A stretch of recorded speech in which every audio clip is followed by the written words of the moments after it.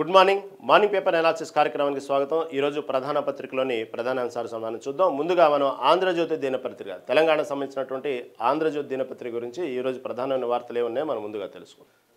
ఉదయాన్నే ఇలాంటి వార్తలతో మొదలు పెట్టాలంటే అందరికీ చాలా బాధగానే ఉన్నది. ఎందుకంటే నిన్న ఉదయం ఏదైతే తెలంగాణ వ్యాప్తంగా ఒక్కసారిగా తెల్లారక ముందే చాలామంది జీవితాలు తెల్లారిపోయినాయి అనుకోవాలి. అటువంటి వార్త నేపథ్యంలో నిన్న జరిగినటువంటి సంఘటన ఆంధ్రజ్యోతి దినపత్రిక ఏదైతే చాలా క్లుప్తంగా జరిగినటువంటి తీరుని సాయంత్రం వరకు వచ్చినటువంటి వాళ్ళకి ఏదైతే ఇన్ఫర్మేషన్ ఉందో దాని ప్రకారం ఏ విధంగా జరిగింది ఈ భయంకరమైన దృశ్యం, భయంకరమైనటువంటి యాక్సిడెంట్ అనేది దినపత్రిక చాలా చక్కగా రాసుకొచ్చింది. టిప్పర్ టెర్రర్ అని ఒక హెడ్లైన్తో స్టార్ట్ చేశారు. ఈ టిప్పర్ టెర్రర్ అనే ప్రధానమైనటువంటి వార్త నేపథ్యంలో ఏదైతే నిన్న జరిగినటువంటి ఈ టిప్పర్ సంబంధించినటువంటి టెర్రర్ అనేది ఆర్టీసీ బస్సుకు ఢీ కొట్టినటువంటి విధానం చూసుకుంటే మనం ఓవరాల్గా నిన్న ఈ అతివేగం అనేది సహజంగా ప్రమాదాలకు కారణం అనేది మొదటి నుంచి చెప్తామంటారు, అతివేగం వద్దు అనేది.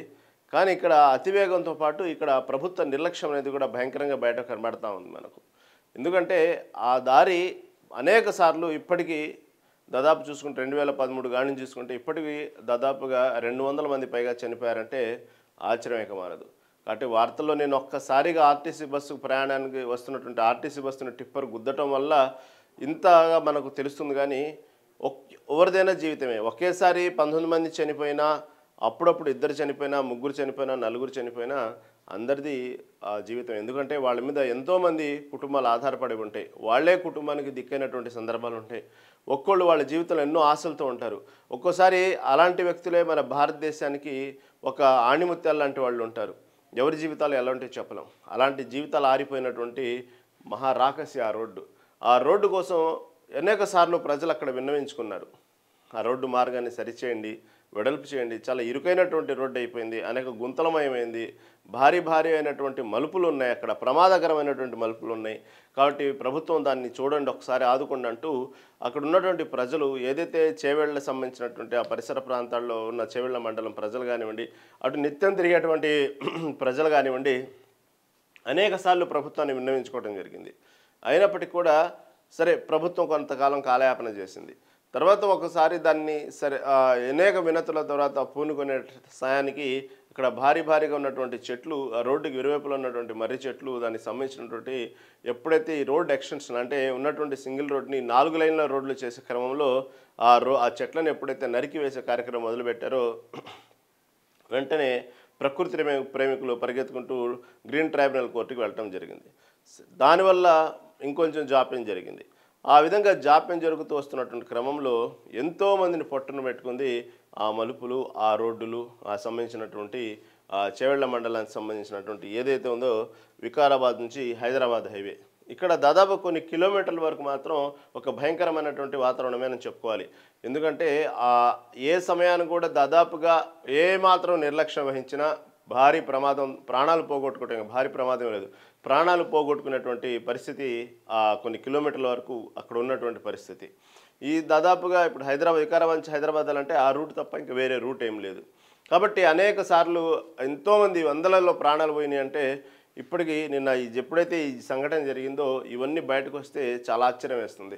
వాళ్ళు ఇన్ని వందల ప్రాణాలు పోగొట్టుకుంటూ అలాగే చూస్తూ దాన్ని ఎందుకు వదిలేశారు అనేటువంటి ఇక్కడ మాత్రం చాలా ఆశ్చర్యం కలిగేటువంటి విషయం.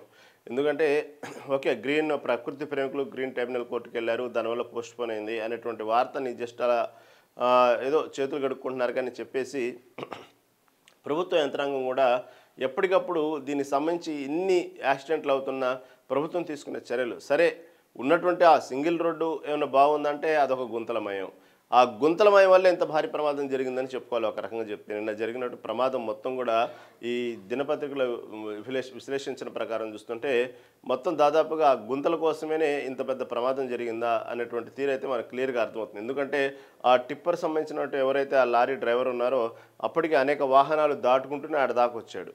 కాబట్టి జరిగినట్టు ప్రమాదానికి మాత్రం గుంతలే కారణమని తెలుస్తుంది. ఈ విధంగా ప్రభుత్వం నిర్లక్ష్యం వహించడం వల్ల చూసారా, ఒక్కోసారి ప్రజల ఆవేశానికి, ప్రజలంటే ఓటర్లుగా భావించి ఆ సమయానికి, ఓటు సమయానికి, ఎన్నికల సమయానికి వాళ్ళకేదో కావలసినటువంటి నజరానాలు, ఏదో ఒక మద్యమో లేకపోతే ఓటుకు నోటో లేకపోతే దానికి సంబంధించినటువంటి ఏదో పులిహార ప్యాకెట్లు ఇచ్చేస్తే ఓట్లు పడతాయి అనుకున్న రాజకీయ నాయకుల యొక్క మైండ్ సెట్ని మాత్రం ఒక్కోసారి ఈ విధంగానే తీర్పులు వస్తూ ఉంటాయి. గతంలో చూసాం మనం ఆంధ్రప్రదేశ్ ఎన్నికల్లో మొన్న జరిగినటువంటి ఆంధ్రప్రదేశ్ ఎన్నికల్లో ఏ విధంగా అయితే కేవలం డబ్బు ఇస్తే సరిపోయింది కదా, ఏదో ఒక పథకానికి అకౌంట్లో ఆ టైంకి బటన్ నొక్కితే సరిపోయింది కదా అనుకున్నటువంటి ఆ తరుణంలో ఏమైందో మనం చూసాం. అక్కడ పరిస్థితులు ఎలా ఉన్నాయి. ఒక్కసారి ప్రజల యొక్క తీర్పుకు మాత్రం రాజకీయ నాయకులు అవాక్ అవ్వాల్సిందే. అలాంటి సందర్భాలు గత ఎన్నికల్లో చూసాము. ప్రస్తుతం జరుగుతున్న కొన్ని పరిణామాలు చూస్తుంటే ప్రజల్ని ఓటర్లుగా భావిస్తే మాత్రం రాజకీయ నాయకులు భవిష్యత్తు ఉండదు అనేది మాత్రం చాలా క్లియర్గా అర్థమవుతుంది. నిన్న ఈ సంఘటన జరిగినప్పుడు కూడా అక్కడ ఉన్నటువంటి ఎవరైతే ప్రయాణికులు ఉన్నారో వాళ్ళ ఆగ్రహవేశానికి మాత్రం అధికార పార్టీ అని లేదు, ప్రతిపక్ష పార్టీ అని లేదు. ఎలా బలయ్యారో మనం చూస్తాం. ఎందుకంటే ఈరోజు అధికార పార్టీ వచ్చేసి దాదాపు 20 నెలలు మహా వేసుకుంటే 2 సంవత్సరాలు కావస్తుంది. గతంలో ఉన్న బీఆర్ఎస్ పార్టీ దాదాపు ఈ 2013 నుంచి 200 హత్యలు జరుగుతున్నట్టే గతంలో ఉన్నటువంటి అధికార పార్టీలో అధికార పార్టీ కూడా దీన్ని పట్టించుకోలేదన్న భావంతోనే అక్కడున్న ప్రజలు అసలు రాజకీయ నాయకులు అంటేనే ఆడున్న సిచ్యువేషన్కి ఏమాత్రం ఇంకొంచెం సమయం దొరికినా ఆ కంకర్లోనే వాళ్ళని కూడా పూడ్చిపెట్టేటువంటి ప్రయత్నం లాగా కనబడింది. ఉన్నటువంటి వాళ్ళ ఆగ్రహ వేశాలు అలా కనబడ్డాయి నిన్న. అదే సమయానికి వాళ్ళు అసలే ఎక్కడికక్కడ భయభ్రాంతులకు గురయ్యి ఆగ్రహ వేశాలతో ఏందా ఈ పరిస్థితి అనేటువంటి పరిస్థితుల్లో ప్రాణాలు పోగొట్టుకున్నటువంటి కుటుంబ సభ్యుల నేపథ్యంలో అదే సమయానికి మంచి మంచి వేడి మీద ఉన్నప్పుడు కాలే యాదయ్య అక్కడ వెళ్ళటం జరిగింది పరామర్శించడానికి ఎమ్మెల్యే. ఫస్ట్ ఆయన తగిలింది నిరసన సెగ భారీ ఎత్తున తగిలింది. ఇంకొంచెంసేపు ఉంటే పరుగు పోయిద్ది అనుకున్నారో లేకపోతే అవసరమైతే దాడి చేస్తున్నారు అనుకుని తెలియదు. కానీ అక్కడి నుంచి తిరుగు పయన అక్కడి నుంచి ఒక రకంగా చెప్పాలంటే పరారయ్యారని చెప్పుకోవాలి కాలే యాదయ్య. ఇక ఆ తర్వాత మెల్లిమెల్లిగా సబితా ఇంద్రారెడ్డి రావటం జరిగింది. సబితా ఇంద్రారెడ్డి వచ్చేసి అక్కడ ఉన్నటువంటి ఎవరైతే క్షతగాత్రులు ఉన్నారో వాళ్ళని ఓదార్చి వాళ్ళు ఏదో మనోధైర్యం నింపి అలా కాదు ఇలా అలా అని చెప్పేటప్పుడు ఆమె కొంత నిరసన శాఖ తగిలింది. ఆమెనే ఒప్పుకోలేదు, ఓర్చుకోలేదు. కాకపోతే ఒక మహిళ కాబట్టి కాలేయాది మీద ఉన్నంత ఫోర్స్గా మహిళ మీద సీరియస్ కాలేకపోయారు. అసలు ఇంత జరుగుతున్నా సరే ఈ యాక్సిడెంట్ అయింది ఇది అనేది వదిలేస్తే ఇంత జరుగుతున్నా పదే ఇప్పుడు ఇంత పెద్ద ప్రమాదం జరిగి భారీ ఎత్తున ఒకేసారి ప్రాణాలు పోగొట్టుకున్నారు కాబట్టి ఇంత హైలైట్ అయ్యి ఇంతమందిగా రహదారి గురించి తెలిసి ఈరోజు మనం మాట్లాడుకుంటున్నాం. గతంలో ఇలాగా ఎంతోమంది దాదాపు 200 మంది అంటే ఆలోచించండి ఎన్ని జీవితాలు చిన్నాభిన్నమైనాయో, వాళ్ళ కుటుంబాలు ఏ విధంగా బజారున పడ్డాయో. అసలు ప్రస్తుతం వాళ్ళ ఆ 200 మందిలో ఎంతమంది జీవితాలు ఈ రోజున అస్తవ్యస్తం అయిపోయినాయో మనకు తెలియదు. అసలు వాళ్ళ ట్రాక్ ఏందో తెలియదు, పాపం వాళ్ళ హిస్టరీ ఏందో తెలియదు. ఎంతమంది దాంట్లో ఇన్సూరెన్సులు ఉన్నాయో లేదో తెలియదు. ఇన్సూరెన్సులు ఉంటే కొద్ది గొప్ప వాళ్ళ జీవితాలున్న రకంగా ఉండేవి, అవి ఉన్నాయో లేదో తెలియదు. ఈ 200 మందిలో ఎంతమంది బలయ్యారో, వాళ్ళ కుటుంబాలు ఈ రోజున ఎంతమంది రోడ్డును పడ్డాయో, వాళ్ళ జీవితంలో కలలు కన్నటువంటి కలలు ఆ కలలుగానే మిగిలిపోయిన చిన్నపిల్లలు ఎంతమంది ఉన్నారో, వాళ్ళు ఎక్కడ చదువుకుంటున్నారో తెలియదు. అలాంటి సమయంలో ఇంత పెద్ద భారీ ప్రమాదం జరిగితేనే వార్త అనుకుంటే ఎట్టా? అలాంటిది ఎంతోమంది ప్రాణాలు పోగొట్టుకున్నప్పుడు ఎందుకు పట్టించుకోలేదు ఆ అధికారులు అనేది ప్రభుత్వం అనేది ఇప్పుడు అక్కడ వస్తున్నటువంటి ప్రశ్న. ఎప్పుడైతే దాదాపుగా లారీ టిప్పర్ డ్రైవరు దాదాపుగా అనేక వాహనాలు దాటుకుంటూ వచ్చాడు. అతను మధ్యలో ఉన్నాడా ఏమవుతున్నాడో ఇప్పటికైతే ప్రాథమిక అంచనాలు ఎగ్జాక్ట్లీగా రిపోర్ట్ అయితే తెలియదు. దాని గురించి అనేక ఊహాగానాలే. ఏమైనప్పుడు కూడా అతని నిర్లక్ష్యమే అతని అతివేగమే దీని ప్రమాదం అని తెలుస్తూ ఉంది. కాకపోతే ఇక్కడ జరిగినటువంటి ఎప్పుడైతే ఆ లారీ డ్రైవర్ ఆ టిప్పర్ తీసుకుని వస్తున్నారో దాంట్లో యాదృచ్ఛికం ఏంటంటే ఆ టిప్పర్ ఓనర్ ఎవరైతే ఉన్నారో లక్ష్మయ్య అనే అతను ఆ సమయానికి ప్రమాదం జరిగే సమయానికి ఆ టిప్పర్లోనే ఉన్నాడు, పక్కన కూర్చొని సీట్లో డ్రైవర్ పక్కన. అక్కడ జరిగినటువంటి ఇంకొక నిర్లక్ష్యం ఏంటంటే, నిర్లక్ష్యం అని కాకుండా దురదృష్టం ఏంటంటే అప్పుడు దాకా లారీ ఏదైతే టిప్పర్ లారీ ఉన్నారో ఆ యజమాని లక్ష్మయ్య అప్పటి వరకు అతనే డ్రైవింగ్ చేశాడంట. అప్పటి వరకు అతనే డ్రైవింగ్ చేసి కొద్దిసేపటికి ముందే మహారాష్ట్రకు సంబంధించినటువంటి డ్రైవర్ని టిప్పర్ ఇవ్వటం జరిగింది. ఇతను పక్కన కూర్చోవడం జరిగింది. ఒకవేళ లక్ష్మయ్య కంటిన్యూగా జర్నీ చేసినా ఇంత ప్రమాదం జరిగేది కాదేమో. ఏదైనా ప్రమాదం జరిగిన తర్వాత రకరకాలుగా అనుకుంటాం, అలా జరిగితే బాగుండి, ఇలా జరిగితే బాగుండి.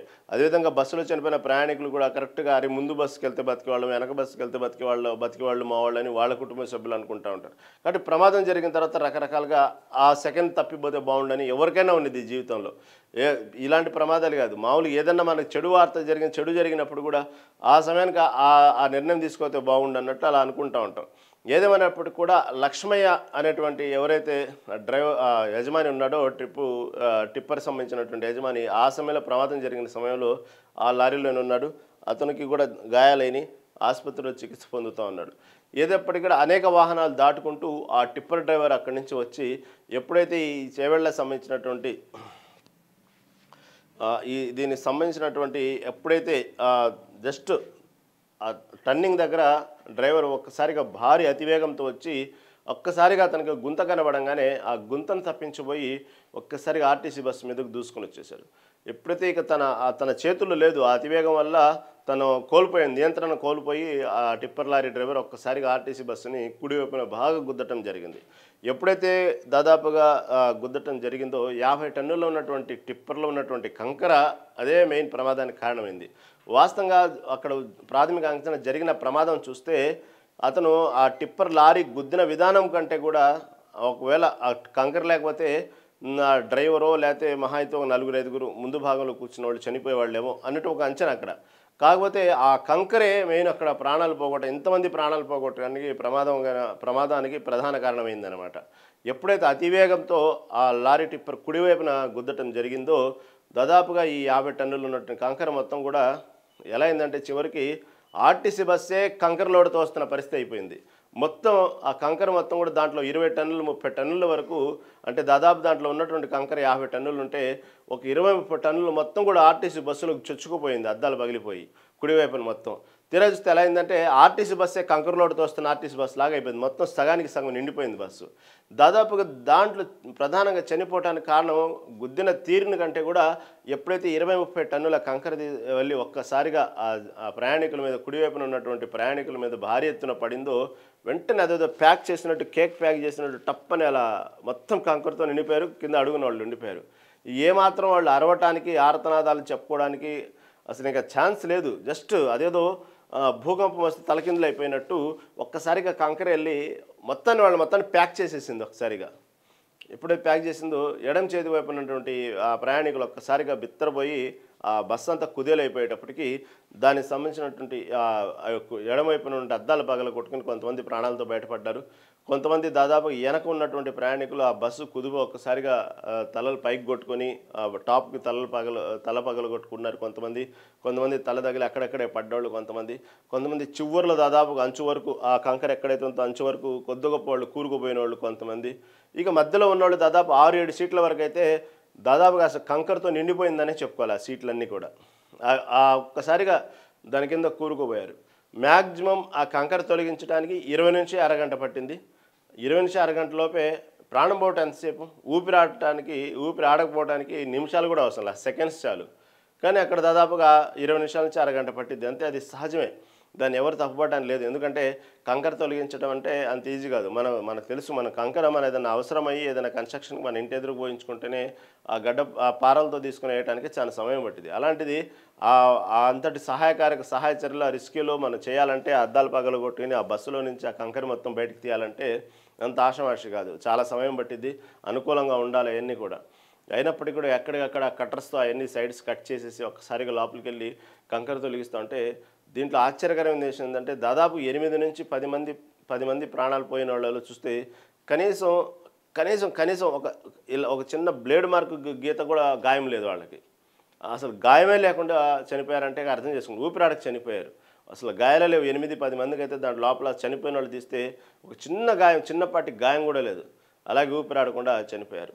ఇక ఆ జరిగిన తీరు ఒక్కసారి అవాక్కయ్యి దానికి సంబంధించినటువంటి వెళ్ళి ఆ సహాయ కార్యక్రమాల్లో పాల్గొన్నటువంటి రెస్క్యూ సంబంధించినటువంటి అప్పటికప్పుడు పోలీస్ అధికారులు, అక్కడ ఉన్నటువంటి అన్ని అప్పటికప్పుడు జేసీబీ తీసుకొచ్చి దానికి సంబంధించినటువంటి లారీని ఒక పక్కకు లాగి, బస్సును ఒక పక్కకు లాగి దాదాపు సమయం అయిపోయింది. ప్రాణాలతో బయటపడడానికి కూడా ఛాన్స్ లేకుండా పోయింది. ఆ రెస్క్యూ సిబ్బంది కార్యక్రమాల్లో పాల్గొన్నటువంటి సీఐ మీద నుంచి జేసీబీ వెళ్ళి దాదాపుగా అతను కాలు ప్యాచర్ అయ్యి ఆయన ఆసుపత్రి పాలయ్యారు. అక్కడ ఆ హడావుడిలో జేసీబీ అతని కాలు మీద నుంచి వెళ్ళింది. అక్కడ ఉన్నటువంటి సిఐ శ్రీధర్ ఉంది అతని పేరు, అతని కాలు కూడా భారీగానే పెద్ద గాయమైంది. అతను తీసుకెళ్లి ఆసుపత్రిలో హుటాహుటిన జాయిన్ చేశారు. ఈ విధంగా ఒక్కసారిగా అవాక్కయ్యారు. ఎందుకంటే దాదాపుగా ఇంతమంది చనిపోవడానికి ప్రధాన కారణం కూడా ఉంది. ఎందుకంటే ఏదైతే టిప్పర్ లారీ సంబంధించినటువంటి లోడు దాదాపుగా 40 టన్నులు ఏముంటే దాదాపు 50 టన్నులు పైనే కంకర తీసుకెళ్తుంటే ఇటు బస్సులో కూడా పరిమితికి మించినటువంటి ప్రయాణికులు, అంటే దాదాపు 40 మంది ప్రయాణించాల్సిన బస్సులో దాదాపుగా 70 మంది ప్రయాణించారనే వార్తలు వస్తున్నాయి.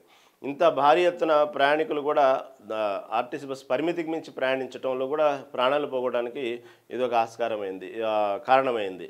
దాదాపుగా ఇది చూసుకుంటే ఎప్పుడైతే ఇంతగా భారీగా రావడానికి జనం ఏంటంటే ఆదివారం కావటం వల్ల ముందు రోజు దాదాపుగా ఆదివారం ఒక్కరోజే దగ్గరలో ఉన్నటువంటి ఏదైతే వికారాబాద్కి సంబంధించినటువంటి చేవెళ్ళ ఈ సంబంధించినటువంటి చాలామంది సొంత గ్రామానికి వచ్చి మళ్ళీ సోమవారానికి హుటాహుటిన ఉదయాన్నే పనిలోకి వెళ్ళేవాళ్ళు కొంతమంది, ఈ ప్రైవేటు ఉద్యోగాల్లోకి వెళ్ళేవాళ్ళు కొంతమంది, విద్యార్థులు ఎవరైతే ఉన్నారో వాళ్ళు ఒక ప్లాన్ ప్రకారం ఒక పద్ధతి ప్రకారం ఈ సమయానికి అందుకుంటాం అనేటువంటి విధంగా వెంటనే ఆ బస్సు ఇదేమో హైదరాబాద్ వెళ్తుంది, అటు నుంచి అటేమో ఈ లారీ దాని ఎదురుగా వస్తుంది. ఈ విధంగా ఒక్కసారిగా అంతమంది ప్రయాణించడానికి ప్రధాన కారణం ఆదివారం సెలవు కావడంతో సోమవారాన్ని ఉదయాన్నే డ్యూటీలో జాయిన్ అయ్యాలనుకునేటువంటి చాలామంది ఎంప్లాయీస్, ఇటుపక్క విద్యార్థులు వీళ్ళందరూ కూడా ఒక ప్లాన్ ప్రకారం హైదరాబాద్కి ఈ సమయానికి చేరుకోవాలి, మనం పల్లెల్లో ఈ విధంగా వెళ్ళాలి అనేటువంటి వాళ్ళే విద్యార్థులు కాలేజీలకు వెళ్ళాలనే వాళ్ళు ఎక్కువ మంది ఉన్నారు. కాబట్టి దానికి సంబంధించి పరిమితికి మించి ప్రయాణం చేయడానికి ఆ సమయంలో అంత ఉదయాన్నే ప్రయాణం చేయడానికి కారణం కూడా అదే ప్రధానంగా తెలుస్తూ ఉంది. ఎప్పుడైతే ఈ మొత్తం కంకర్తో నిండిపోయిందో ఒక్కసారిగా దీంట్లో ఎక్కువగా ఎంప్లాయీస్ చనిపోవడం జరిగింది. ఎందుకంటే వాళ్ళు ప్రభుత్వ ఉద్యోగులు అని కానీ ప్రైవేట్ ఎంప్లాయీస్ ఎవరైతే కానివ్వండి, హైదరాబాద్లో వచ్చి ఉద్యోగాలు చేసుకున్నటువంటి ఎంప్లాయీస్, మహిళలు, పిల్లలు ఎక్కువ చనిపోవడం జరిగింది. అప్పటికప్పుడు స్పాట్ అయితే ఆర్టీసీకి సంబంధించిన ఎవరైతే నడుపుతున్నారో దస్తగిరి ఏదో ఉందో అతని పేరు, అతను స్పాట్ చనిపోవడం జరిగింది. దాంతోపాటు ఆ బస్సు హైదరాబాద్ వెళ్ళిన తర్వాత ఆ డ్యూటీ ఇంకొక బస్సుకి డ్యూటీకి వెళ్ళాల్సినటువంటి డ్రైవర్ కూడా దాంట్లోనే చనిపోవడం జరిగింది. ఇంకా విషాదకరమైనటువంటి అనేక మంది, దాదాపు 19 మంది చనిపోతే ఒక్కొక్కళ్ళొక్కో బాధ. ఎందుకంటే వాళ్ళే ఇళ్లలో జీవనాధారమైనటువంటి కొంతమంది, ఎన్నో ఆశలతో హైదరాబాద్ వెళ్తూ ప్రతినిత్యం ప్రైవేట్ ఉద్యోగాలు చేసుకునే వాళ్ళు కొంతమంది, ఎవరిదైతేనే దాంట్లో విలువ అనేది వాళ్ళ వృత్తినో లేకపోతే వాళ్ళ వ్యక్తిగతం లేకపోతే వాళ్ళ ఆర్థికమైనటువంటి అంశాలు ముడిపడినటువంటి ప్రాణానికి విలువ అనేది కాదు. ఎవరి ప్రాణమైన విలువే. వాళ్ళ ఇంట్లో హీరోలే, వాళ్ళ తల్లిని ప్రేమించుకునే వాళ్ళే, బిడ్డల్ని ప్రేమించుకునే వాళ్ళే. ఇక్కడ ఎక్కువ తక్కువ ఏం లేదు. 19 మందికి 19 మంది ఎవరికి సంబంధించినట్టు వాళ్ళకి ఎమోషన్స్, వాళ్ళ కుటుంబానికి సంబంధించినటువంటి బంధాలు ఉంటాయి దానికి సంబంధించి. దాంట్లో అందరినీ కలిసి వేసిన వార్త ఏంటంటే ఒకే కుటుంబంలో 3 అక్క చెల్లెలు చనిపోవటం అనేది అందరినీ కలిసివేసింది. చిన్న సోషల్ మీడియా ఓపెన్ చేసినా ఎక్కడ చూసినా ఆ 3 అక్క చెల్లెళ్ళు చూస్తే ఎంత చూడముచ్చటగా ఉన్నారంటే, మన భారత స్త్రీలు అంటే ఇంత కట్టుబాటు, వాళ్ళకి సంబంధించినటువంటి మన ఆడపిల్లలు ఎంత ముచ్చటగా ఉంటారో అంత ముచ్చటగా చూపిస్తున్నటువంటి ఫోటో అయితే వైరల్ అవుతా ఉంటే చూస్తుంటేనే ఒక్కసారి ఆ గుండె తరుక్కుపోతుంది. ప్రతి వాళ్ళు ఆ సంఘటన విన్నవాళ్ళు, ఆ ఫోటోలు చూస్తున్న వాళ్ళు ఎవరైనా సరే కంటతడి పెట్టక మానదు. అలా 3 అక్క చెల్లెలు దానికి సంబంధించినటువంటి వీరి 3 దీనికి సంబంధించినటువంటి చూడండి ఎన్ని కళలు ఉంటాయి వాళ్ళకు. దాంట్లో బీటెక్లు, ఎంబీఏలు చేస్తూ అక్కడ ఉన్నటువంటి ఏదైతే ఇక్కడ హాస్టల్స్లో ఉంటూ హైదరాబాద్లో ఉంటూ చదువుకుంటున్నటువంటి పిల్లలు ఎంత చక్కగా ఉన్నారు. పాపం వాళ్ళ జీవితంలో ఎన్ని కళలుగానే ఉంటారు. వాళ్ళు నిజంగానే మన భారతదేశానికి ఏ ఆణిముత్యం. నిన్న జరిగినటువంటి మన మహిళల వన్డే వరల్డ్ కప్ ఫైనల్ చూసుకుంటే వాళ్ళు ఆడపిల్లలే, వాళ్ళు మన భారతదేశానికి ఎంతో పేరు తెచ్చిన వాళ్ళే. ఒక్కొక్క ఆణిముత్యంగా ఆడారు. వాళ్ళు కూడా ఇలాగే చదువుకున్న వాళ్ళే. వాళ్ళు జీవితం మీద ఎన్నో కళలు కన్న వాళ్ళే వరల్డ్ కప్ ఫైనల్లో. కాబట్టి అలాంటి వాళ్ళు మన భారతదేశానికి ఆట రూపంలో, క్రికెట్ రూపంలో ఈరోజు భారతదేశానికి గర్వంగా ఆడపిల్లల వరల్డ్ కప్ గెలిచిందని చెప్పుకున్నాం. మనం ఎంతో గర్వంగా చెప్పుకున్నాం నిన్న ఉదయాన్నే మనం. కాబట్టి ఇలాంటి ఆణిముత్యాలు కూడా, ఇలాంటి ఆడపిల్లలు కూడా భవిష్యత్తులో భారతదేశానికి ఏ విధంగా ఉపయోగపడేవాళ్ళు, వాళ్ళు ఏమో కనుక్కునేవాళ్ళు, లేకపోతే కేవలం సైంటిస్టులు, క్రికెట్ ప్లేయర్లే కాదు, ఏ విధంగా మనకు ఉపయోగపడేవాళ్ళు, మన దేశానికి అది అట్లీస్ట్ వాళ్ళు ఉన్న గ్రామానికన్నా ఉపయోగపడేవాళ్ళం. ఏ విధంగా ఏ ఆణిముత్యాలు వాళ్ళు ఏ టాలెంట్ దాగుందో మనకు తెలియదు. అటువంటి వాళ్ళు అర్ధాంతరంగా కాలంలో కలిసిపోవటం అనేది చాలా బాధాకర విషయం. ఇంకా వాళ్ళ తల్లిదండ్రుల బాధ ఎలా ఉండేది చూడండి. ఇంకా వాళ్ళు ఎలా ఉండేదంటే మనం బతికేం చేయాలి అనేటువంటి పరిస్థితి అయిపోయింది తల్లిదండ్రులది. ఎందుకంటే ఒకేసారి ముగ్గురు బిడ్డలను పోగొట్టుకోవటం, అది ఆడపిల్లలు. దాంట్లో ఆ తల్లులు ఎన్ని కళలుగానే ఉంటారు. వాళ్ళు ఒక అమ్మాయి అయితే నేను హైదరాబాద్ వెళ్తున్నాను, అక్కడ ఉంటాను, ఎంబీఏ కంప్లీట్ అయిన తర్వాత నేను జాబ్ చేస్తాను, నిన్ను హైదరాబాద్లో ఫ్యామిలీ పెడతానమ్మా, నేను చాలా చక్కగా చూసుకుంటాను, మన హైదరాబాద్లో ఉందాం. అదొక హైదరాబాద్ అంటేనే ఒక ఒక రకమైనటువంటి మంచి లైఫ్ స్టైల్ జీవితం, నేను నిన్ను ఉద్యోగం చేస్తూ, నేను ఒక సాఫ్ట్వేర్ ఉద్యోగం చేస్తూ నేను హైదరాబాద్లో ఉంచుకుంటాను, నా దగ్గర ఉంచుకుంటానని పిల్లలు చెప్పినటువంటి మాటలు, ఒక్కళ్ళు చెప్పిన ఒక్కొక్క సందర్భం ఆ పిల్లలు వాళ్ళ తల్లిదండ్రులతో మాట్లాడిన మాటలు గుర్తు చేసుకుంటూ, అయ్యో నా బిడ్డ ఇలాంటి మాట ఇచ్చిందే, నాకు ఇలాంటి ప్రామిస్ చేసిందే, నన్ను ఇంత చక్కగా చూసుకోవాలి అని వాళ్ళు కలలు కన్నారే, నన్ను హైదరాబాద్ తీసుకెళ్ళి ఒక ఫ్యామిలీ ఆడ పెడదాం అనుకున్నారే అనేటువంటి వాళ్ళు ఆ రోధిస్తున్నటువంటి తీరు చూస్తూ ఉంటే ఎవరైనా సరే గుండె తరుక్కుపోయి కంటతడి పెట్టడం ఎవరైనా కంటతడి పెట్టాల్సిందే. ఎందుకంటే ఆ తల్లిదండ్రుల వేదన చెప్పుకునేది కాదు. ఆ తల్లి అయితే తల్లడిల్లిపోతుంది. ముగ్గురు ఆడబిడ్డల్ని, అది దాదాపుగా వాళ్ళు డిగ్రీ అంటే 18 ఏళ్ళు 19 ఏళ్ళు ఉంటాయి. అలా వయసులో ఉన్నటువంటి ఆడపిల్లల మీద ఎన్ని కలలుగానే ఉంటారు, వాళ్ళని ఎంత ముచ్చటగా చూసుకుని ఉంటారు. ఒక దేవతలాగా అపురూపంలాగా చూసుకున్నటువంటి ఇండ్లల్లో ఆ ఆడపిల్లలు తలిగినటువంటి తల్లిదండ్రుల పరిస్థితిని చూడండి ఒక్కసారిగా. ముగ్గురు చూడండి, అసలు వాళ్ళు ఎన్ని కలలుగానే ఉంటారు, జీవితం మీద ఎన్ని ఆశలు పెట్టుకుని ఉంటారు వాళ్ళు. ఒక్కసారిగా దీనికి ఎవరు కారకులు? అసలు వాళ్ళకి సంబంధం ఉందా? ఏమన్నా ఉందా? కేవలం ఒక డ్రైవర్ నిర్లక్ష్యం ఇంతమంది ప్రాణాలు పోగొట్టుకున్నాయంటే అది ఆలోచించడానికి ఎవరిని క్వశ్చన్ చేస్తారు? అతను ఏమని శిక్షిస్తారు? ఎంతవరకు శిక్ష? ఆ శిక్ష ఎంతవరకు అతనిది? ఇతను ఎవరిని ప్రశ్నించాలి? దీంట్లో తప్పెవరిది? ప్రభుత్వానిదా? టిప్పర్ డ్రైవర్దా? అతను టీఎస్ఆర్టీసీ సంబంధించినటువంటి ఆ డ్రైవర్ ఎవరైతే బస్సు నడిపాడో అతని ట్రాక్ మొత్తం కూడా తీసుకుంటే అతను చాలా జెన్యూన్ డ్రైవర్. ఎంతవరకు అతని ట్రాక్లు ఎక్కడ కూడా అతనికి సంబంధించినటువంటి అతని మీద ఒక్క బ్యాడ్ రిమార్క్ కూడా లేదు. గతంలో యాక్సిడెంట్లు చేసిన బ్యాడ్ రిమార్క్ కానీ, అతని డ్యూటీ విషయంలో కానివ్వండి, అతని యొక్క నిర్లక్ష్యం, అతివేగం వెళ్తాడనేటువంటి మాట కానివ్వండి, ఎక్కడ లేదు. ఆ డ్రైవరు ఏ రిమార్క్ లేనటువంటి డ్రైవర్ ఆ విషయంగా తీసుకుంటే. కాబట్టి డ్రైవర్ సైడ్ నుంచి ఎటువంటి తప్పు లేదంటూ టీఎస్ఆర్టీ సర్టిఫికేట్ ఇవ్వడం కూడా జరిగింది. ఇక్కడ కేవలం ఒక గుంతను తప్పించబోయి ఒక టిప్పర్ డ్రైవర్ చేసినటువంటి అతివేగంలో ఒక గుంతను తప్పించబోయి అతని చేతిలో స్టీరింగ్ నియంత్రణ లేకుండానే ఇంతమంది కలల మీద ఒక్కసారిగా నీళ్లు జల్లటం అయిపోయింది.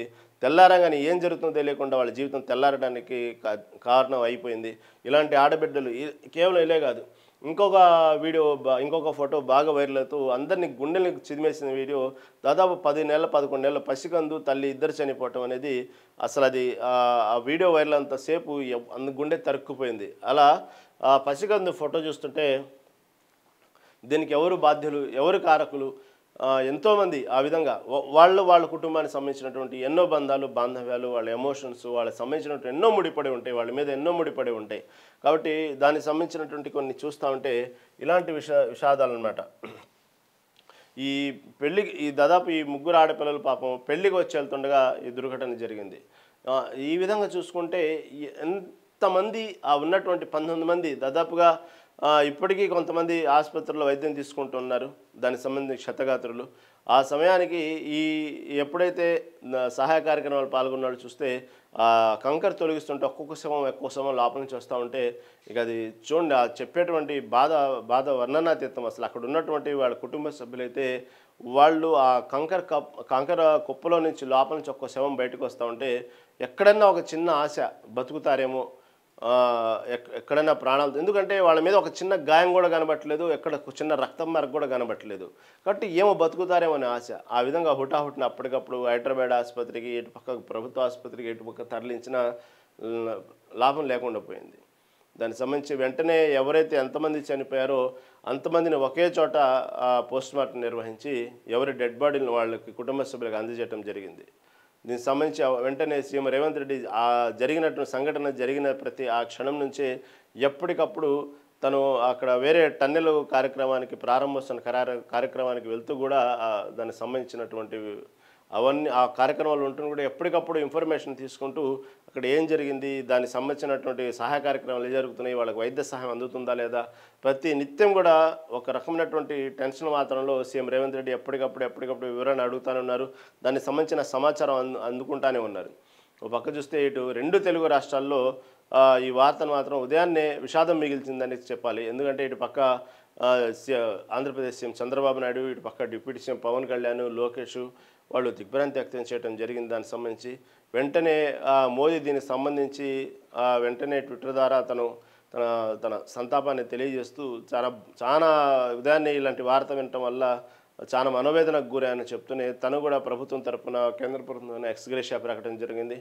అక్కడ వచ్చినటువంటి ఎప్పుడైతే సబితా ఇంద్రారెడ్డి వీళ్ళందరూ వచ్చిన తర్వాత వెంటనే పొన్నం ప్రభాకర్ రావటం, శ్రీధర్ బాబు వీళ్ళందరూ రావడం జరిగింది. పొన్నం ప్రభాకర్ వచ్చి అక్కడ ఉన్నటువంటి ఒక మంత్రిగా అతను బాధ్యతగా జరిగినటువంటి తీరును మొత్తాన్ని వివరణ కనుక్కొని ప్రభుత్వం తరపున ఎక్స్‌గ్రేషియా ప్రకటించడం కూడా జరిగింది. ఏం ఎక్స్‌గ్రేషియా ప్రకటించినా ఏమున్నా అది ఏమాత్రం ఆ పోయిన ప్రాణాలను తీసుకురాలేవు. ఆ ఎక్స్‌గ్రేషియాతో ఆ కుటుంబాలు తీసుకుంటున్నప్పుడు దానికి సంబంధించి ప్రకటించినప్పుడు వాళ్ళకు ఆ బాధలో ఆ ఎక్స్‌గ్రేషియా కాదు కదా, అలాంటి ఎక్స్‌గ్రేషియాలు కొన్ని వందలు ఇచ్చినా కూడా వాళ్ళ బాధని వర్ణనాతీతం. ఇప్పుడు ఈ ముగ్గురు అక్క చెల్లెలు ఉన్నారు. వాళ్ళకి ఎంత ఎక్స్‌గ్రేషియా ఇచ్చినా ఏమిచ్చినా అవన్నీ వాళ్ళు ఆ బాధ నుంచి వాళ్ళని కోలుకునే పరిస్థితి కాదు. వాళ్ళ పిల్లల్ని తీసుకొచ్చే పరిస్థితే కాదు. కేవలం ప్రభుత్వాలు ఆ సమయానికి బాధ్యతగా ఎక్స్‌గ్రేషియా ప్రకటిస్తే కానీ చనిపోయినటువంటి కుటుంబాలను మాత్రం ఆ ఓదార్చేటువంటి ఎక్స్‌గ్రేషియాలు కావయి. దానివల్ల పోయిన ప్రాణాలు వచ్చేటువంటి ఎక్స్‌గ్రేషియాలు కావు అన్నీ కూడా. ఇలాంటి సంఘటన నేపథ్యంలో భారత ప్రధానితో సహా అనేక రాజకీయ నాయకులు దీని గురించి ఒక్కసారి దిగ్భ్రాంతికి గురయ్యారు. ఇదందరినీ కలిసేసి ఎందుకంటే మొన్నటికి మొన్న కర్నూలు దగ్గర జరిగినటువంటి ఏదైతే ట్రావెల్స్ సంబంధించినటువంటి ప్రమాదంలో చనిపోయారో ఆ వార్త తేరుకోకముందే మళ్ళీ ఇలాంటి వార్త. ఎందుకంటే దాంట్లో కూడా సజీవదహమయ్యారు. కేవలం నిద్రపోయిన వాళ్ళు నిద్రలోనే ఉన్నారు, నిద్రావస్థలోనే జరుపుకున్నారు.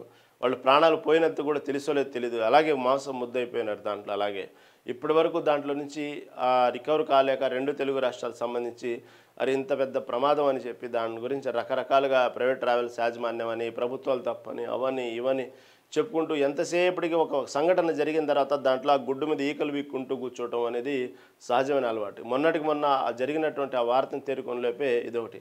ఎందుకంటే జరిగిన తర్వాత పరిమితికి మించిన లోడ్తో టిప్పర్లు వెళ్తున్నాడు, పరిమితికి మించిన ప్రయాణికులు ఆర్టీసీ బస్సులు వెళ్తున్నారు. ఇవన్నీ కూడా ఇవన్నీ ఇలాగే ఉంటాయి, గుడ్డు మీద ఈకలు పీకినట్టు ఉంటాయన్నమాట. ఇవన్నీ చెప్పుకోవడానికి తెలీదా? ఆర్టీసీ బస్సులు ఎంతమంది ప్రయాణిస్తారో తెలీదా? ఈ ప్రమాదం జరిగితేనే ఇంతమంది ప్రయాణం చేయబట్టే జరిగిందా అంటే అనునిత్యం ఆర్టీసీ బస్సులో పరిమితికి మించి వెళ్తూ ఉంటారు. ఈ ఫ్రీ బస్ పథకం వల్ల ఇంకా ఎక్కువైపోయారు ఈ మధ్యకాలంలో. కాబట్టి ఇవన్నీ కూడా నియంత్రణ అనేది ప్రమాదాలు జరిగినప్పుడు చెప్పుకోవడానికి కాదు. మనకు తెలీదా? మన ముందు ఎన్నో టిప్పర్లు వెళ్తూ ఉంటాయి. మన ముందు ఎన్నో టిప్పర్లు, మన కళ్ళ ముందు ఎన్నో టిప్పర్లు వెళ్తుంటాయి. నిజంగా రూల్స్ ప్రకారం టిప్పర్ మీద కంకర కరెక్ట్గా దాన్ని మూతి కొట్టినట్టు పర్ఫెక్ట్గా ఎన్ని టన్నులు అన్ని టన్నులు ఏమైనా వెళ్తుంటాయా? మనకు తెలీదా ఎంత వెళ్తుంటాయి? అంటే మన కళ్ళ ముందు జరుగుతున్నప్పుడు, మనకి ముందే జరుగుతున్నప్పుడు అధికారుల ముందు జరగదా? దానికి సంబంధించినటువంటి ప్రభుత్వ యంత్రాంగం ముందు జరగవా? అవన్నీ కూడా అంత టిప్పర్లో కంకర వెళ్ళటం, లేకపోతే ఇంతమంది ప్రయాణికులు వెళ్తాం నిత్యం జరిగేవే. అంటే ప్రమాదాలు జరిగినప్పుడే అలర్ట్ అవుతారా? ప్రమాదాలు జరిగినప్పుడే దీని గురించి ఈ తప్పు జరిగిందని ఇంటెలిజెన్స్ రిపోర్ట్ ద్వారా పెద్దగా ముందుకు వచ్చి చెప్తారా? అది కాదు కదా. మన కళ్ళ ముందు ఎప్పుడైతే జరిగిందో ఆ రోజు దాన్ని ఖండించినట్టయితే, ఆ రోజు దాన్ని చేసినట్టయితే క్రమేపీ కొన్నాళ్ళకైనా ఈ టిప్పర్ డ్రైవర్లో కానీ, అంటే టిప్పర్ వేసుకునే యాజమాన్యాలు కూడా మార్పులు వస్తాయి. అదేవిధంగా ఆర్టీసీ బస్సులో ఎప్పుడైతే మొదటి నుంచి ఈ విధంగా అంత పరిమితికి మించి ప్రయాణికులు మన కళ్ళ ముందు ఎన్నో ఆర్టీసీ బస్సులు ఇంత ప్రమాదం జరిగి ఈ రోజు మీరు రోడ్డు మీదకి వెళ్ళినా కూడా పరిమితికి మించి ఆర్టీసీ బస్సులో ప్రయాణికులు కనబడతారు. మొదట ఎప్పుడైతే ఇంతమందిని ఎక్కించాలని రూల్స్ మీరు పెట్టినప్పుడు, దానికి మించి ఎప్పుడైతే ఆర్టీసీ బస్సులో ప్రయాణం చేస్తున్నప్పుడు దానికి సంబంధించిన రవాణా శాఖకు సంబంధించిన అధికారులు ఎప్పుడైతే ఆపి ఆ బస్సు డ్రైవర్నో దానికి సంబంధించినటువంటి యాక్షన్ తీసుకున్నట్టయితే ఆ కొన్నాళ్ళ కన్నా మార్పు వచ్చింది. కాబట్టి ఆ మార్పు వచ్చినప్పుడు ఆటోమేటిక్గా వ్యవస్థ గాడిన పడిద్ది. దాని ప్రకారమే ప్రయాణికులు ఎక్కుతారు, దాని ప్రకారమే టిప్పర్ లారీలు వస్తాయి, దాని ప్రకారమే ఆ రోడ్డు అతివేగం అనేది ఎంతవరకు అనేది నియంత్రణ ఇంతకు మించి వెళ్ళకూడదు అనేటువంటి నియంత్రణ ఉన్నది. మీరు అనుకున్నట్టుగానే ఆ రోడ్డు కనుక సరైన మార్గంలో వేసినట్టే ఇలా జరగదు. కాబట్టి ఎక్కడైనా సరే ఒక ప్రాబ్లం, ఒక యాక్సిడెంటు, ఒక భారీగా జరిగినట్టు నష్టం జరిగిన తర్వాతే దానికి సంబంధించినటువంటి కారణాలు వెతికి ఆ రోజు జరిగి వాళ్ళకి రెండో రోజు, రేపటికి రోజున ఇంకొక వార్త వచ్చింది ఇదే న్యూస్ పేపర్లో, రేపటి రోజున ఇంకొక వార్త మన సమాజంలో వింటాము. ఈ వార్త మళ్ళీ మరుగున పడిపోయిద్ది. ఇక్కడ ఏమైందో తెలియదు. ఇప్పుడు హాస్టల్ మీద ఇండిగో విమానం కుప్పగొలింది. దాంట్లో బతికి బయట కట్టాడు కదా అతను, రమేష్ అది ఉంది అతని పేరు. అతను చూసారా ఇప్పుడు అతని మానసిక పరిస్థితి? ఈ రోజు వరకు కూడా ఆ ప్రమాణాలు, ఏమైనా నష్టపరిహారాలు, ఆ ఇండిగో తీసుకున్నటువంటి బాధ్యత ఏమైందో తెలియదు. అదొక మానసిక రోగిగా తయారయ్యాడు. ఆ తర్వాత ఏమైందో తెలియదు, వీళ్ళకి ఏమైందో తెలియదు, వీళ్ళ కుటుంబ సభ్యుల పరిస్థితి మనకు తెలియదు. ఒక 2 రోజులు అయిన తర్వాత వాస్తవంగా మన దైనందిన కార్యక్రమాలు మనం పడిపోతాం. ఇంకొక వార్త మనల్ని కంటిన్యూ చేస్తుంది, మన మైండ్ సెట్ని. ఇంకొక వార్త మూడో రోజు ఇంకో వార్త కంటిన్యూ. తర్వాత వీళ్ళకి అసలు ఏమైంది, వీళ్ళ పరిష్కారం ఏమైంది, ప్రభుత్వం వాళ్ళకి ఎక్స్‌గ్రేషియా ఇచ్చింది కదా, వాళ్ళకి ఇచ్చారా లేదా, లేకపోతే వాళ్ళ పరిస్థితి ఏంది, వాళ్ళ కుటుంబ పరిస్థితి ఏంది. ఎందుకంటే ప్రతి ఆర్టీసీ టికెట్ మీద మనం తీసుకున్నటువంటి టికెట్ మీద ₹1 వరకు దానికి సంబంధించినటువంటి బీమా ఉన్నది. అది ఆటోమేటిక్గా కట్ అయ్యింది మన టికెట్లో. వాళ్ళు ఇంత బీమా కట్ అయినప్పుడు కూడా ఇలాంటి ప్రమాదాలు జరిగినప్పుడు వాళ్ళు వ్యక్తిగత బీమా లేకపోతే వాళ్ళకి ఏమి ఉండవు. ఓన్లీ ఎక్స్‌గ్రేషియా మాత్రమే మిగిలిద్ది.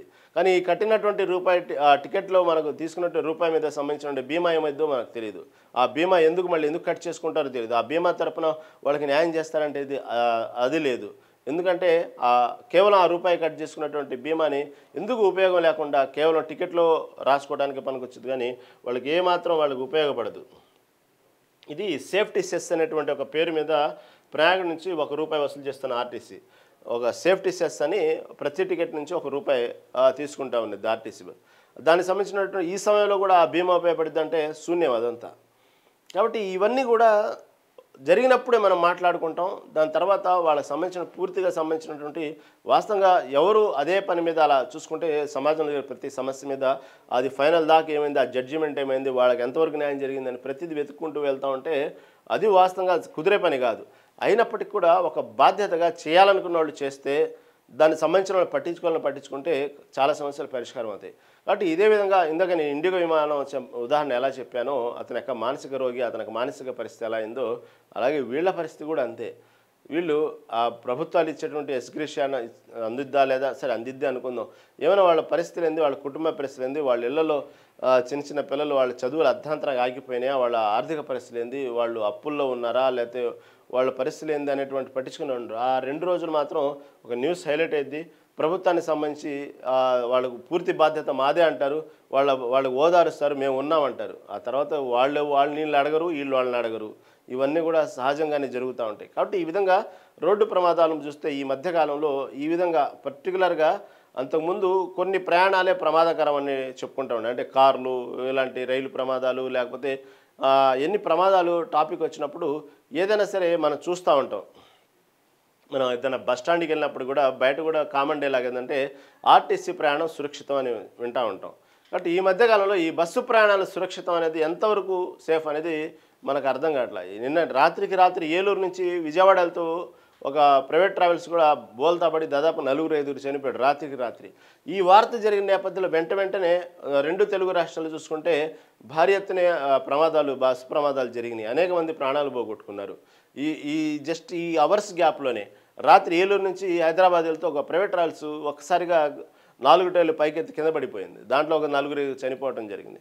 ఇది చూడండి, ఒకడు రాజస్థాన్లో అయితే ఒక ట్రక్కు డ్రైవరు అతను ఆల్కహాల్లో ఉన్నాడో మద్యం తాగాడో తెలియదు కానీ ఆ ట్రక్కు డ్రైవర్ అయితే ఒక్కసారిగా వేగంగా అసలు ఎవరిని ఇష్టం వచ్చిన వాళ్ళు ఇష్టం వచ్చినట్టు దూసుకుంటూ వెళ్ళిపోయి సంబంధం లేకుండా అది ఎందుకు గుద్దుకుంటూ వెళ్తున్నాడో తెలీదు దాదాపు 19 మందిని పొట్టన పెట్టుకున్నాడు. తర్వాత పోలీసులు అతను అదుపులో తీసుకున్నారు. సరే అతను మద్యం తాగాడా ఏం తాగాడా తెలియదు, అది వదిలేయండి. అసలు ఎవరు దాంట్లో ఆ 19 మంది అర్ధాంతరంగా వాళ్ళు రోడ్డు మీదకి వెళ్తా వాళ్ళ ప్రాణాలని ఒక బాధ్యత లేకుండా అనవసరంగా వాళ్ళ జీవితాన్ని ఛిద్రం చేశాడు. ఇక్కడ ఒక టిప్పర్ డ్రైవర్, ఇక్కడ చూసుకుంటే ఒక ట్రక్కు డ్రైవరు. 19 మంది, ఇక్కడ అంతమంది చనిపోయింది, అక్కడ 19 మంది చనిపోయింది రాజస్థాన్లో. వాళ్ళ పరిస్థితి ఏంది, వాళ్ళ జీవితాలు ఏంది అసలు. ఈ విధంగా ఈ మధ్యకాలంలో ఈ వాహనాల ప్రమాదాలు, ఈ రోడ్డు మీద ప్రమాదాలు అనేవి కామన్ అయిపోయింది. ఎందుకు దీని గురించి ఇంతగా జరుగుతున్నాయంటే దాంట్లో 1,00,000 కారణాలు. బాధ్యత లోపం, అతివేగం, మద్యం తాగటం, రోడ్డు సరిగా లేకపోవటం, ప్రభుత్వ యంత్రాంగం బాధ్యత లేకపోవటం, ఇక అనేక కారణాలు ఉంటాయి. ఈ విధంగా రోడ్డు మీద జరిగేటువంటి అనేక రకమైనటువంటి ప్రమాదాలు చూసుకుంటే మొదటి నుంచి అనేక కారణాలు విశ్లేషించుకుంటూ పోతూ ఉంటే అనేక తప్పిదాలు అనేక మంది సంబంధించినటువంటి అతివేగం కానివ్వండి, అక్కడ రోడ్డు మీద ఉన్నటువంటి ఏదైతే ఆ ప్రమాద మలుపులు కానివ్వండి, అదేవిధంగా రోడ్డు సరిగా విస్తరణ పనులు లేకపోవటం కానివ్వండి, అదేవిధంగా మద్యం మత్తులో వాహనాలు తోలటం కానివ్వండి, ఇలా లేదా ప్రయాణికుల నిర్లక్ష్యం కానివ్వండి, అంటే ప్రయాణికులు కూడా ఒక్కోసారి దానికి సంబంధించిన ఏదైతే రూల్స్ ఉన్నాయో దాన్ని పాటించకుండా దాన్ని క్రాస్ చేస్తూ కూడా ఒక్కోసారి ప్రమాదంలో ఉన్నాడు. ఇలా అనేక కారణాలు చూసుకుంటా ఉంటే దాదాపుగా ఎంతోమంది జీవితాలు సంబంధం లేకుండా అంటే కొంతమంది ఇప్పుడు ఆరోగ్యం బాగాలేకుండా చనిపోవటం అనేది మనకు కొంతవరకు మన స్పృహలోనే మనకు ఏం జరుగుతుందో తెలుసు.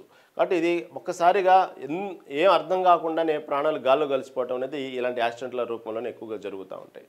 కాబట్టి ఈ విషయంలో మాత్రం ఇక నుంచి అయినా సరే ఈ వార్తతో మళ్ళీ ఇంకొక వార్త వచ్చేదాకా ఆ వార్త కోసమే మన గతంలో జరిగిందని చెప్పుకునే విధంగా చెప్పుకునే విధంగా కాకుండా ఎప్పటికప్పుడు దానికి సంబంధించిన ప్రభుత్వం ఎక్కడ లోపం జరుగుతుంది, వ్యవస్థలో ఏం లోపం ఉందనేది పట్టించుకొని ప్రభుత్వం కూడా దానికి సంబంధించినటువంటి రోడ్డు ప్రధానంగా నాణ్యమైన రోడ్లు, అదేవిధంగా దానికి సంబంధించినటువంటి నాణ్యమైన రోడ్డుతో పాటు ప్రయాణికుల సురక్షితంగా ఉన్నటువంటి ఇండికేషన్స్ అన్నీ పాటిస్తూ ప్రమాదానికి ఎప్పుడైతే అతివేగం కాబట్టి ప్రధాన కారణాలు జరుగుతుంది, ఒక స్పీడ్ లిమిట్ అనేది పెట్టడం అనేది ప్రతిదానికి, అంటే అంతకు మించి స్పీడ్ వెళ్ళాలన్నా కూడా వాహనాలు స్పీడ్ వెళ్ళలేనటువంటి కండిషన్స్ తీసుకొచ్చేటువంటి పరిస్థితి, అతివేగం సంబంధించినటువంటి పరిస్థితి చేస్తే, ఆ అతివేగానికి నియంత్రణ చేస్తే మాత్రం ఇలాంటి ప్రమాదాలు జరగకుండా ఉంటాయనేది నిన్నటికి నిన్న పొన్నం ప్రభాకర్ జరిగినటువంటి ఏదైతే ఈ యాక్సిడెంట్ జరిగిన తర్వాత రవాణా శాఖకు సంబంధించినటువంటి అధికారులతో జూమ్ కాల్ పెట్టి ఆ అధికారులతో మొత్తం మాట్లాడుతున్న సందర్భంలో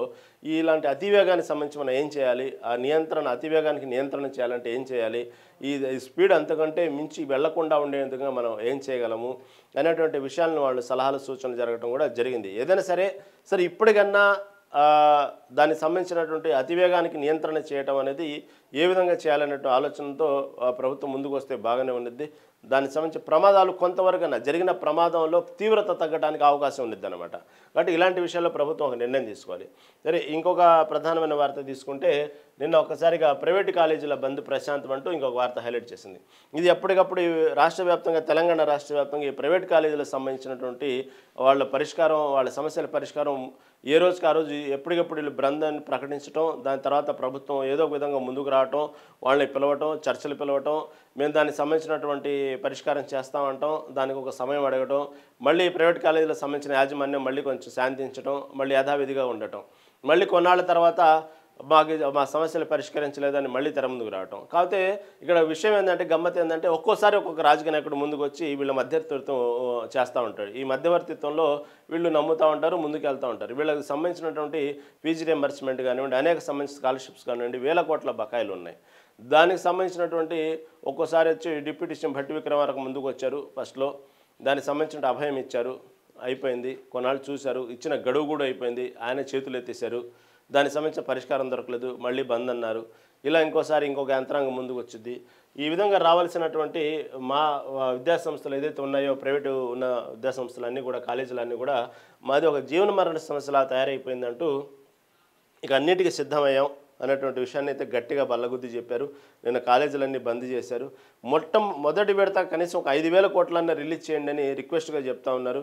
అది ఎక్కడికక్కడ ప్రభుత్వం ఉన్నటువంటి ఆర్థిక భారాల వల్ల కానివ్వండి, ఏమైనా కానివ్వండి, వాళ్ళు మాత్రం ఎప్పటికప్పుడు ఈ ప్రైవేట్ కాలేజీల యాజమాన్యాలతో మాత్రం ఏ రోజుకి ఆ రోజు ఒక కొత్త మధ్యవర్తిత్వం చేస్తూ ఉంటారు. దానికి సంబంధించిన బంద్ మాత్రం జరగనికుండా ముందుకు సాగనిస్తూ ఉంటారు. ఈ విధంగా చేస్తూ ఉంది. ఈ 2 ఏళ్లలో దాదాపుగా కనీసం ఈ ప్రైవేట్ కాలేజీల బాధలేంది, వీళ్ళకి ఎంత బకాయిలు ఉన్నాయి, దీనికి సంబంధించి పరిష్కారం చేయాలంటే ముందు అసలు మన యంత్రాంగం ఏ విధంగా దానికి సంబంధించి ఎంతవరకు రిలీజ్ చేయాలి, దీనికి సంబంధించి వాళ్ళ సమస్యలు ఏ విధంగా ఉన్నాయి, కనీసం ఈ మధ్యలో డిప్యూటీ సీఎం ఇంకా లేకపోతే ఇంకొక ఎమ్మెల్యేనో ఇంకొక మంత్రులు ఇంకొక అధికారులు వచ్చి వాళ్ళ సమస్యల పట్ల విని దానికి సంబంధించి ఏదో పరిష్కారం చేస్తామని చెప్తున్నారే కానీ, ఈ 2 ఏళ్లలో ఒక్కసారి కూడా ఎన్నోసార్లు మొరబెట్టుకున్నప్పుడు కూడా సీఎం రేవంత్ రెడ్డి వాళ్ళకి అపాయింట్మెంట్ ఇవ్వకపోవడం అనేది మాత్రం చాలా ఘోరమైన విషయం ఇది. ఎందుకంటే రేవంత్ రెడ్డి ఒక్కసారి వాళ్ళ బాధలు వింటే దాదాపుగా పరిష్కారం అవుతాయని వాళ్ళ నమ్మకం. ఈ 2 ఏళ్లలో కనీసం ఒక్కసారి కూడా అపాయింట్మెంట్ ఇవ్వని పరిస్థితి రేవంత్ రెడ్డిది. ఎందుకంటే అదేదో మీరే చూడండి, మీరే మాట్లాడండి అనేటువంటి పంధాలో రేవంత్ రెడ్డి వెళ్తున్నారే కానీ, ఒక్కసారైనా వాళ్ళకు ఆ సమస్యలు వినడానికి కావాల్సినటువంటి అపాయింట్మెంట్ దొరకడం, ఆ పరిష్కార వేదికగా దొరకడం అనేది ఇంతవరకు జరగల. అది వాళ్ళు ప్రధానంగా చెప్తున్నటువంటి సమస్య. తర్వాత దాదాపుగా నిన్న జరిగినటువంటి ఏదైతే ప్రైవేట్ కాలేజీలు ఉన్నాయో బంద్లో దాదాపు మ్యాక్సిమం పాల్గొన్నాయని చెప్పుకోవాలి. ఏదో 1-2 కొన్ని తప్ప దాదాపు నిన్న ప్రైవేట్ కాలేజీలన్నీ కూడా ఈ బంద్లో పాల్గొనడం జరిగింది. ఈ వార్త ఒకటి ప్రధానంగా తీసుకున్నారు. ఇక తర్వాత ఈ సంగారెడ్డిలో కానిస్టేబుల్ది నిన్న వార్త సాయంత్రానికి హైలైట్ అయింది ప్రతి మీడియాలో.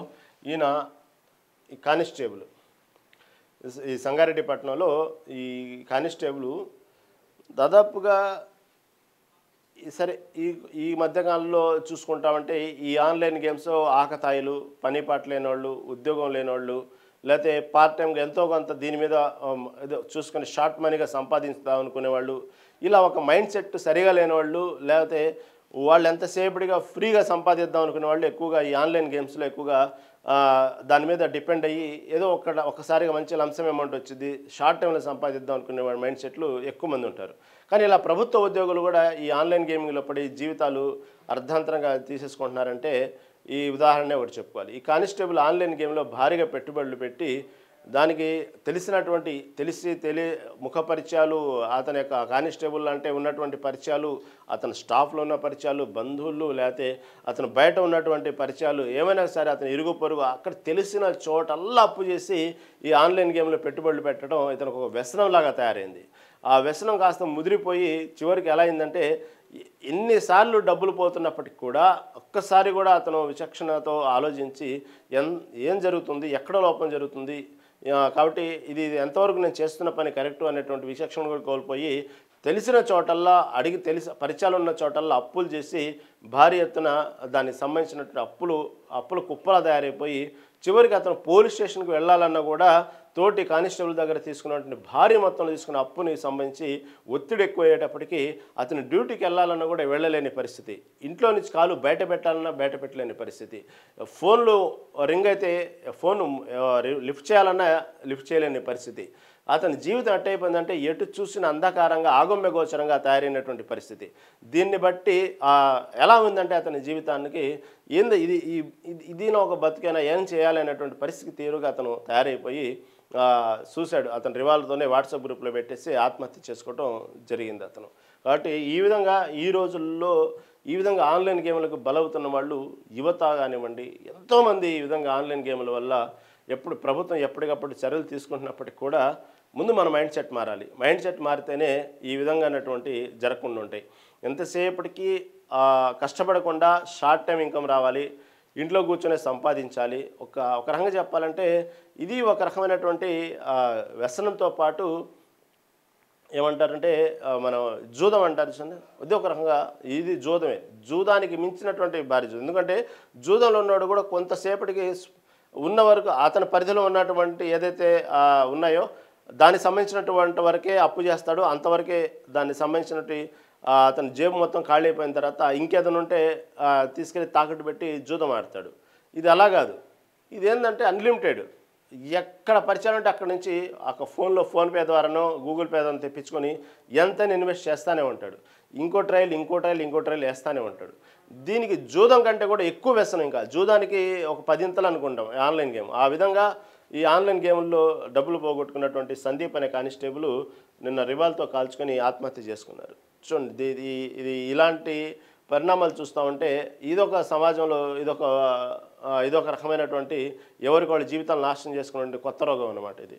కాబట్టి ఇలాంటి విషయాల పట్ల ఆన్లైన్ గేమింగ్ పట్ల ఇప్పటికే అనేక సార్లు ప్రభుత్వాలు, డిపార్ట్మెంట్లు, సైబర్ క్రైమ్స్ ఇవన్నీ హెచ్చరిస్తున్నప్పటికీ కూడా వాళ్ళు హెచ్చరించడం కాదు, ముందు మన మైండ్ సెట్ మారాలి, మనం దానికి సంబంధించినటువంటి ఒక స్పృహలో ఉండాలి. ఇది ఎంతవరకు కరెక్టు, ఇలా జూదం ఎంతవరకు కరెక్టు, ఇది అర్థం పర్థం లేకుండా కష్టపడకుండా వచ్చేటువంటి సొమ్ము ఇది ఎంతవరకు కరెక్ట్ అనేది కూడా మనలో ఒక స్పృహ ఉండాలి. ఈ విధంగా జరిగినటువంటి విషయాన్ని దీన్ని హైలైట్ చేసింది ఆంధ్రజ్యోతి దినపత్రిక. ఇక తర్వాత అనిల్ అంబానీ ఆస్తులు జప్తు అంటూ ఒక్కసారిగా ఈ వార్తలన్నింటిలో హైలైట్గా నిన్న మొత్తం అనిల్ అంబానీ అంటే అనిల్ అంబానీ అనేటప్పటికీ ఆటోమేటిక్గా సరే మనకు తెలుసు, బిగ్ షాట్లు, వేల కోట్ల ఆస్తులు, ప్రపంచంలో దేశంలో వాళ్ళు నెంబర్ 1 టాప్ 1లో ఉంటారు. ఇవన్నీ మనకు తెలిసిన విషయాలే. దాంతోపాటు వాళ్ళకు కావలసినటువంటి రాజకీయ అండదండలు ఉంటాయనేది ఒక నానుడు. కాబట్టి అలాంటి ఎంత రాజకీయ నాయకుల అండదండలు ఉన్నప్పటికీ కూడా నిన్న ఒక్కసారిగా అతని ఆస్తులు అతని సంబంధించిన జప్తు అనగానే ఏమైందో ఒక్కసారిగా షాక్. ఎందుకంటే వాళ్ళ వెనక కేంద్ర ప్రభుత్వాలే ఉంటాయి, వాళ్ళకి కావాల్సినంత అంత రాజకీయ అండదండలు ఉంటాయి. వాళ్ళు ఎన్ని చేసినా ఏం చేసినా వాళ్ళకు సంబంధించినటువంటి కాపాడడానికి అనేక వ్యవస్థలు వాళ్ళకు ఉంటాయన్నటువంటి నానుడికి నిన్న ఏం జరిగిందో తెలియదు, ఎక్కడ తేడా కొట్టిందో తెలియదు. కానీ ఇంత మాత్రం ఈడీ అయితే జప్తు చేసింది.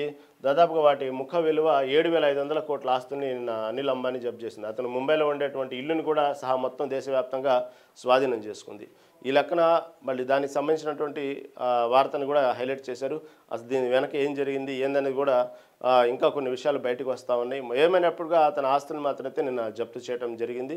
మళ్ళీ దీనికి సంబంధించి అసలు ఏంది పూర్వపరాలు ఏంది మనం ఇంకొకసారి తెలుసుకుందాం. ఇది ఈనాటి ప్రధాన పత్రికల ప్రధాన అంశాలు. చూస్తూనే ఉండండి మెగా 9.